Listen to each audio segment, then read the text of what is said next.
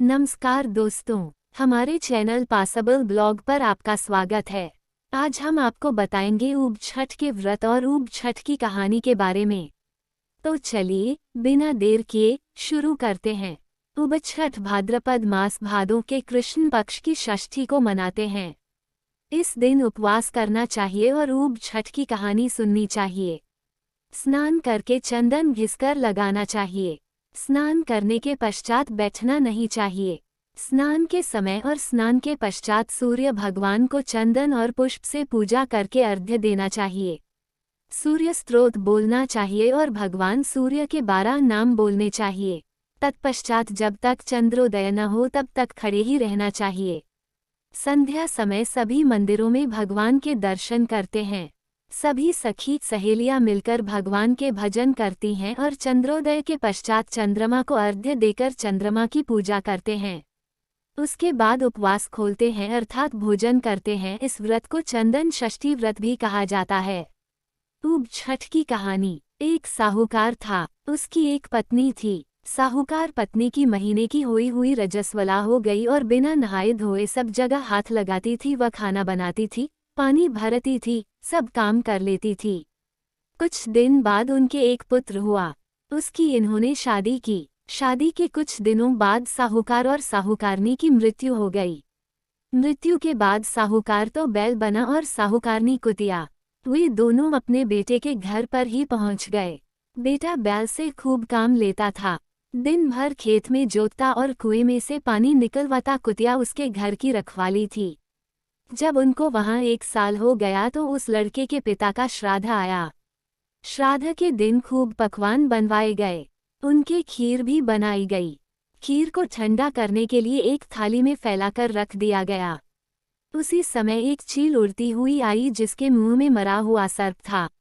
वो सर्प उसके मुंह से छूट गया और खीर में गिर गया। ये बात बैठी हुई कुतिया देख रही थी।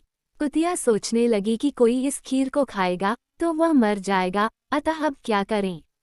कुतिया ये सोच ही रही थी कि भीतर से लड़के की बहू उठकर आई। कुतिया ने उस खीर में मुंह दे दिया। जब लड़के की बहू ने देखा कि कुतिया ने उस खीर में मुंह दे दिया है तो वह डंडा लेकर कुतिया के पीछे भागी और उसकी पीठ में एक ऐसा डंडा मारा कि कुतिया की पीठ की हड्डी टूट गई। जब रात हुई तो कुतिया बैल के पास आई और बोली, आज तो तुम्हारा श्राद्ध था, तुम्हें तो खूब भोजन मिला होगा। बैल बोला, मुझे तो आज कुछ भी नहीं मिला, दिन भर खेत में ही काम पर लगा रहा हूँ। कुतिया बोली, जो श्राद्ध की खीर बनाई थी उसमें चील ने सर्प डाल दिया था।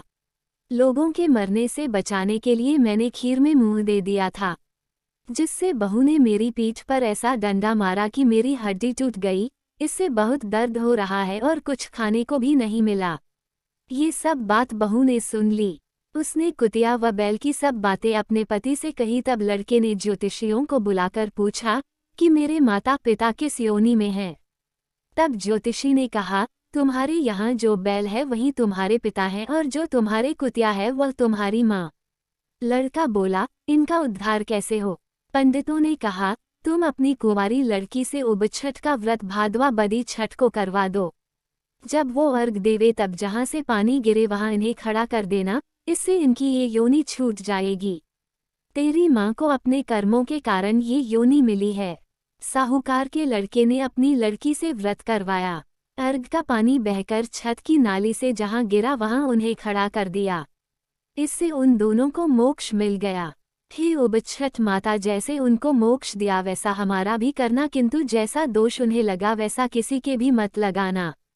ऊब छठ की कहानी कहने वाले सुनने वाले सबका भला करना। ऊब छठ का उद्यापन। ऊब छठ का उद्यापन। इसका उद्यापन यदि कुंवारी लड़की करे तो 8 प्लेटें या प्याले जो भी बांटना चाहे रखे। 8 लड्डू या घेवर रखने चाहिए। एक प्याले के साथ नारियल भी रखना चाहिए। फिर रोली से छींटा देकर जोड़े। नारियल, लड्डू और एक प्याला भाई को दे देना चाहिए। बाकी 7 व्रत वाली लड़कियों के घर भेज देना चाहिए। शादी के बाद उद्यापन करें तो 13 लड्डू निकालने चाहिए।